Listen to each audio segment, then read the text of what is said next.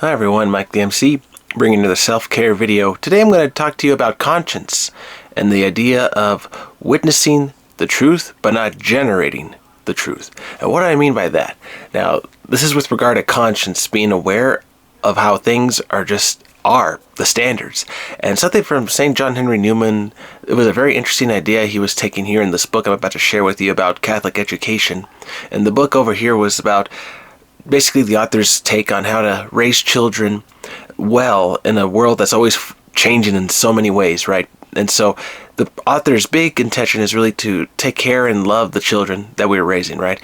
But let me share with you something from St. John Henry Newman, and then I'll drive with you the point just a little further as to that idea of conscience, witnessing the truth but not creating it out of just to do. So let me share with you what John Henry Newman says. So it's on page 42 of this book, and the book, by the way, is called The Case for Catholic Education. Yes, by Ryan Topping. Right. And so when I hear that last name, I'm like, okay, that's going to be interesting, right? I'm always going to think like, pizza. But no, that's not the point of this video.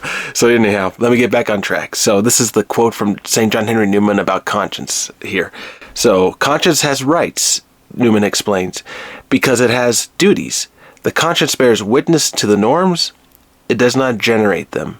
And so when we're looking at the conscience has rights in the sense that, okay, it is just bearing witness to all those norms that are right there. The standards, those that are right there for us to see, but not only see, but do we accept or reject them, right? And I think that's where it comes down to you and I as to how we live our lives. Okay, yes, we can know the rules of how to drive well, drive safely, right? But do you and I drive safely on the road when we have to answer that phone right there on the spot if it is an emergency, right? If it was like that kind of dreaded situation, and you have to respond so quickly. And I think in the grand scheme, see, this is where it's like, I think, right? See, that's one of those dangerous words. I think this is right. I think that is right. And so, because I'm trying to make a reference to what would be the safe response, or most importantly, what is the right response. Because my duty would be, all right, answer the phone to see what the situation would be. Who's in trouble, right? If someone needs me to get to the hospital right away, okay, I'm on my way. Now, the danger is, okay, if you answer that phone right there, the phone call on the road, if you're on the highway especially, you may come into a car crash, and it's like, I didn't mean to cause a wreck or cause more trouble. I was trying to answer the problem, not trying to cause more. And so I think another part of this question, now that I think about it, an answer to it is, you don't want to cause the trouble in another spot or another place when you're trying to respond to it. The idea here is the conscience guiding you when you see things and to respond, but in a way where you are patient, and you can say, okay, let me get ready to respond, and bam, okay, now I can fix this. Now I can get this right. But sometimes I wonder how people think about ways of handling situations in life, right? Beyond politics, beyond religion, beyond just the bigger things. Okay, that's why I'm saying it goes down to each individual, where it's very unique to each person, how we all perceive the law in some way. Not just the human law, but there's also the idea of God's law, all the norms he set, not just the Ten Commandments, but also the idea here of, okay, the law of prayers and everything being answered, and how we must be patient and not hold a grudge. Very practical ways of living life. And you're wondering, okay, what is the practical way to live life with love and to not hurt other people? And I think to leave the world in a better place than what it was before, I know I've heard that from many non-Christians. They will say that people don't believe that are atheists about God or some power in some way, because that is their morality, saying, okay, I recognize that I can leave this world better than what it was. Maybe I'm right, maybe I'm wrong about God, but maybe that's what I was taught, and that's what the atheist my friends have taught me about that. And so I thought, okay, I guess that at the bare minimum, the bare bones, you could think of it like that.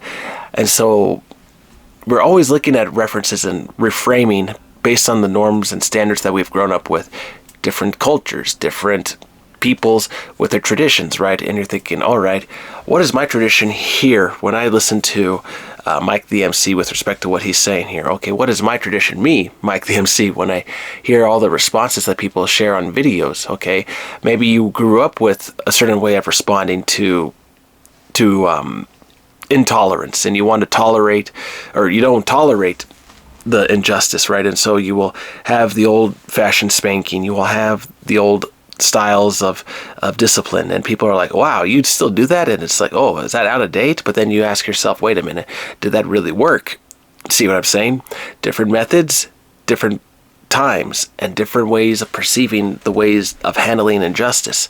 And so I would argue that the way we handle injustice, that has to be tempered with always, because you always want to make sure that you do so out of that fairness with God in the loving way, but not in a destructive way, to not cause more trouble. And I think when we act selfish to take justice in our own hands, okay, that's playing with fire, because maybe you could solve the day, but what if you all of a sudden light the fuse and just start a bigger problem, right? And so that's the risk you take when you act on your own intuition, and you're going to just solely rely on you. And a very profound thought came to me today when I was at the church, when I was thinking, okay, we all are here are witnessing this event, right? But then I realized, if it wasn't for God giving us the strength to be upright, to listen, to respond, right? The strength, where does the strength come from? Oh, we say from our body, right? All the muscles, the idea that we can stand on our own 2 feet and listen, we have all these muscles working for us. But when you think about it, when we lose all of our strength, right, we're just going to go down and crash. We're going to go crash on the floor and be like, uh-oh, we can't stand up anymore. And so I bring that up to par with this idea of justice, because at the end of the day, the one supplying us with these ideas of understanding the norms, right, who gave us the conscience, he's the one that at the end of the day gives you and I the idea, the opportunity to respond to evil. And so always remember that our willingness and our responsiveness is a power that is received from God. So let us be diligent and be respectful with our power, and love other people, and turn to God always, not act on our own 2 feet, but rather turn to Him and say, Lord, I need strength right now to stand, because I'm having trouble standing up, and I need help right now solving this act of injustice. What should I do? So maybe that gives you help and some clarity. Always remember you're not alone, and we can solve bigger problems when we turn to God in all those acts of evil. Things to consider. All right, everyone, hope this one finds you well today with Mike the MC. Always remember you're not alone. You can always talk to a greater judge to help you solve bigger problems. You can figure this out with the more problem solving you have, but always remember that the greater power who keeps you and I up can help you solve the way to handle that injustice fairly and with love. All right, everyone, hope this one finds you well today. Take care. Have a good one.